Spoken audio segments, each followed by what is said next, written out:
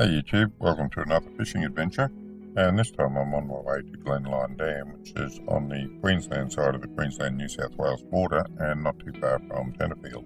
It's about 4 hours drive from where I live, and there's nothing like getting an early start to beat the traffic, so left home at 4 o'clock. We're on the New England Highway at the moment, and we expect to be there by about 8 o'clock. Now that's too early to get into the cabins. You can't get into the cabins till about 10. The object of leaving early was to beat the traffic, and that's working out really well. So it's worth a couple of hours wait around the dam. We can do some exploring or some land-based fishing or something like that while we're waiting. And this is just a quick clip of the road to the Glenlyon Dam after you turn off the Bonshore Highway. As you can see, it's not nearly as good as the New England Highway, but as Australian country roads go, it's pretty good. I've certainly been on a lot worse. Once I got to the dam, I was absolutely amazed to see how low the water is. The dam's at 18% capacity at the moment. I'm told that a few months ago it was at 33% capacity, but they let out all that water to the cotton farms downstream, so that's gone down from 33% to 18% in a few months, again mainly because they let the water out, but doesn't leave a lot of water. On the plus side, I figured that there's less water for the fish to hide in, so there should be more fish per unit of water. That's a theory I'm hoping on anyway.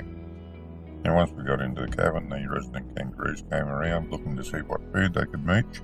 You're not supposed to feed them bread, it's supposedly not too good for them, but they do like a variety of vegetables, but they can be a bit fussy as well. A few kangaroos love carrots and apples, and some of them turned their nose up at it and went elsewhere, presumably looking for someone who would hand out bread.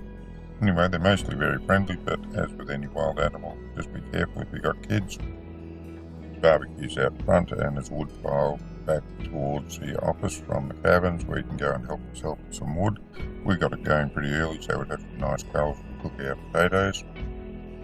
And once all the domestic stuff was done, we got out to try a hand at fishing. Now, I'm not a freshwater fisherman. I've done it maybe half a dozen times in my life, if that.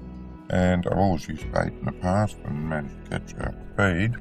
But this time I'm using lures, and I had some lures that have worked for me in the saltwater, so I figured that the freshwater fish would like them as well, so that's what I put on the rod to give them a go.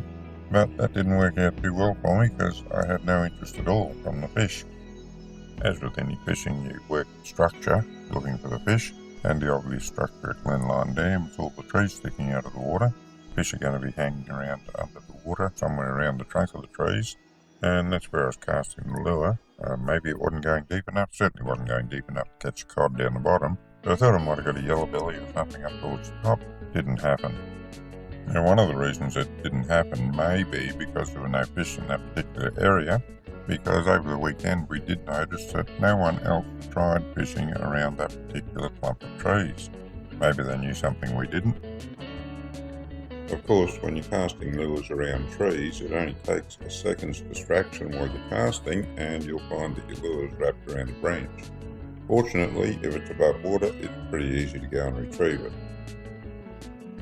We didn't catch anything at all on this particular trip out, but when we got back, we did what we should have done in the first place, and that is we went to the kiosk and had to talk to the lady there who sells the lures, and she knows all about them. She also knows what's working at that particular time in the dam. So we bought half a dozen of the lures we reckon was working, so we could give them a go the next day. And just a word about how we managed the fishing here. We didn't drop an anchor at all because I was worried that it might get tangled up in the tree branches and be hard to retrieve. So what we did was just drive up one of the trees, tie a rope onto it with a slip knot, and let the boat sit back on that. It worked really well for us, and no one had to do any work pulling up an anchor.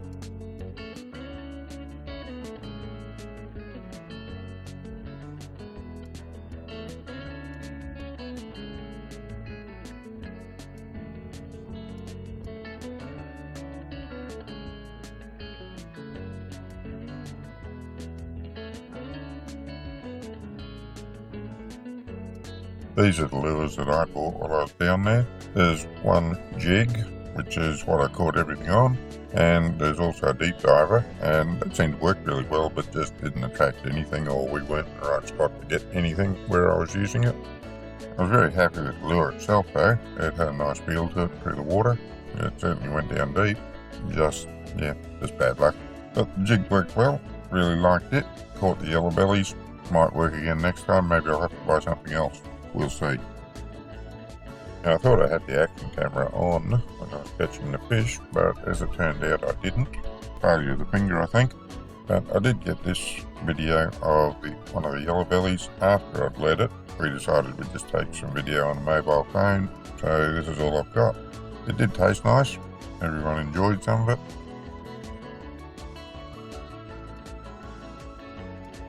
This was also the first use of the collapsible esky on this trip, and what a great idea that is. I'm going to do a video on it at some point in the future.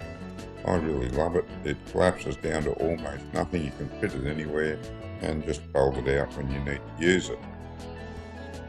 Well, it was a great weekend down there with family. We caught enough fish to go around.